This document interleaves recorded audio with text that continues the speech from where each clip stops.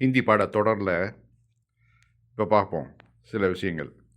ஜா ஜானா போ அப்படிங்கிறது தமிழில் அர்த்தம் சொல்லுவோம். இப்போ வந்து ஜாங்கிறதையே வந்து கயா போனான் இறந்த காலத்தில் சொல்லணும். ஜானா போ, போனான்னு சொல்கிறதுக்கு கயா. அடுத்து பாருங்க, இத்து தவிர இதர மெய்யெழுத்துக்கள் முடியும் அடிப்படை வினைச்சொல்லுடன் யாவின் இடத்தில் ஆ இணைக்க வேண்டும். இப்போ இதெல்லாம் வந்து குழப்பம் உங்களுக்கு இந்த இந்த லாவெல்லாம் படித்தாக்க. அதை விட டைரெக்டாக எக்ஸாம்பிளுக்கு போயிட்டோம்னாக்கா நமக்கு ஈஸியாக விளங்கும். இப்போ பாருங்கள், யா கட்டளை வினைச்சொல்லு சேர்க்கும்போது செய்து முடிந்த செயலை குறிக்கும். இப்போ வந்து ஆயா, வந்தான், வந்தேன். ஆயானா இப்போ யாங்கிறது எழுத்து சேரும்போது ஆ அப்படின்னாக்க வா, அதோட யா சேரும்போது ஆயா, வந்தான். உட்டாவுன்னு சொல்லுவோம் நம்ம. அது வந்து யா சேரும்போது அதில் என்ன ஆகுது? உட்டாயா, தூக்கினான். ஆயி வந்தாள், அதாவது பெண்பாலில் ஆயி வந்தாள். உங்களுக்கு புரிஞ்சிருக்கும் இல்லையா? யா சேரும்போது அந்த கட்டளை வாக்கியத்தோட. அப்போ என்ன ஆகுது? அது வந்து இறந்த காலத்தை குறிக்குது. ஆயா, வந்தான், வந்தேன். உட்டாயா, தூக்கினான், தூக்கினேன். ஆயி வந்தாள். அப்புறம் அதோடு சேர்த்து பாருங்கள், இத்து தவிர இதர மெய்யெழுத்துகளில் முடியும் அடிப்படை வினைச்சொல்லுடன் யாவின் இடத்தில் ஆ இணைக்க வேண்டும். இப்படிலாம் படிச்சிங்கன்னா குழப்பி விட்டுரும். அதுக்கு பதில் நம்ம சொன்னது மாதிரி டைரெக்டாக எக்ஸாம்பிளுக்கு போயிட்டிங்கன்னா உங்களுக்கு ரொம்ப ஈஸியாக இருக்கும். அந்த எக்ஸாம்பிள் பார்ப்போம். இப்போது ரக்குன்னு சொன்னதுன்னா வைன்னு அர்த்தம். ரக், உதர் ரக், இதர் ரக், இங்கே வை, அங்கே வை. அதோடு சேர்த்து நம்ம கா சேர்க்குறோன்னு வச்சுக்கோங்களேன், ரக்கா இல்லையா, வைத்தான்னு வந்துடும். போல், மேரே பாஸ் மேரே சே போல், என்கிட்ட பேசு. போல் அதாவது கட்டளை வாக்கியம். அப்போது அதோடு சேர்த்து போல்ங்கிறது ப்ளஸ் லா, போலா, சொன்னான். அதே போல் போலி, பெண்பாலுக்கு நம்ம சொல்லும்போது போலி சொன்னால் அப்படின்ற வார்த்தை மாறுது. அதான் நம்ம முன்னாடி பார்த்த அந்த இலக்கண வார்த்தைகளில் அந்த கட்டளை வாக்கியத்தோட இக்கு, அது இப்போ ரக் இக்கு, அப்போ கா ரக்கா வைத்தான் அப்படின்னு மாறுது. அடுத்தாப்புல பாருங்க, விதி எண் 5 விலக்கு 3. கருதியா. கருதியான என்ன?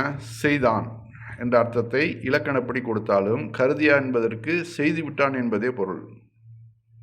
அதாவது அந்த செயல் செய்து முடிக்கப்பட்டு நீண்ட நேரம் ஆகிவிட்டது. கியா என்பதே செய்தான் என்பதற்கு இணையான இந்தி மொழி வார்த்தை.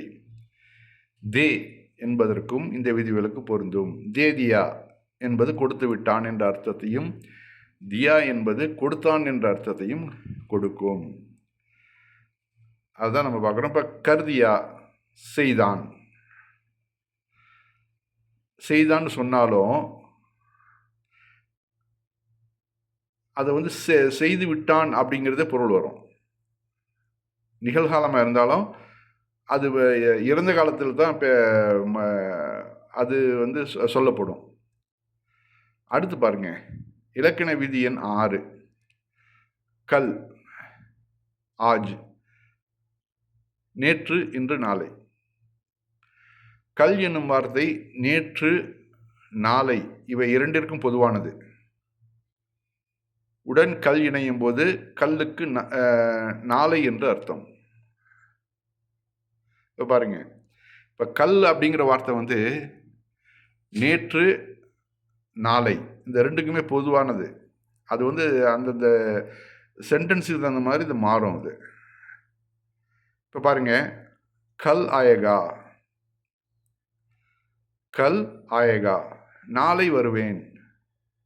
கல் ஜாயேகா, நாளை போவேன். ஆஜ் ஆயேகா, இன்று வருவேன். ஆஜ் ஜாயேகா, இன்று போவேன். கல் ஆயா, நேற்று வந்தான். அப்போ அந்த சென்டென்ஸில் வரும்போது அந்த கல்லுங்கிறதுக்கு எப்படி மாறுதுங்கிறத நம்ம பார்த்தோம் இல்லைங்களா?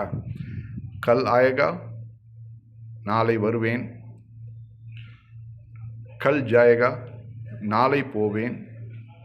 ஆஜ் ஆயேகா, இன்று வருவேன். ஆஜ் ஜாயேகா, இன்று போவேன். கல் ஆயா, நேற்று வந்தான். இப்போ வந்து அந்த கல்லுங்கிற வார்த்தை வந்து நேற்று நாளை இந்த ரெண்டுக்கும் பொதுவான உட்காருது அப்படிங்கிறத நம்ம பார்க்குறோம். இப்போ அடுத்தாப்புல பாருங்கள், வந்தான் வந்தேன் வேறுபாடு. இந்தி மொழியில் வந்தான் வந்தேன் இரண்டிற்கும் ஒரே வார்த்தை மட்டுமே. மே என்றால் நான் என்ற அர்த்தம். மேவுடன் ஆயா இணையும் போது வந்தான் என்பது வந்தேன் என்றாகின்றது. எடுத்துக்காட்டு, மே ஆயா, நான் வந்தேன். ரமேஷ் ஆயா, ரமேஷ் வந்தான். இப்போ பாருங்கள், அதாவது இந்தி மொழியில் வந்து வந்தான் வந்தேன் ரெண்டுக்குமே ஒரே வார்த்தை தான். மேனா நான்,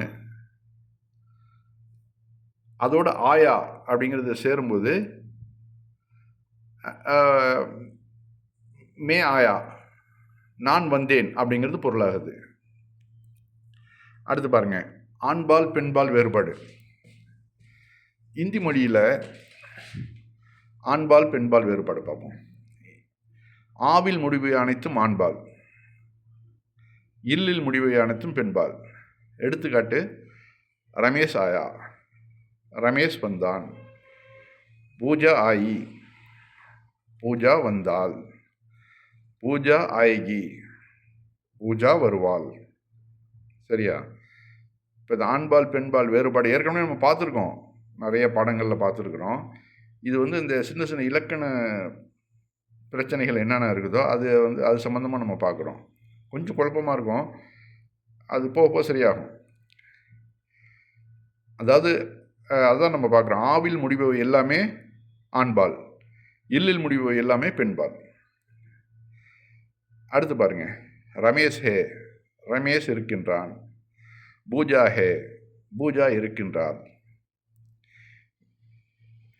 தன்னைத்தானே குறிப்பிட்டு சொல்லும்போது ஹே என்பது ஹூ என்று ஆகிறது.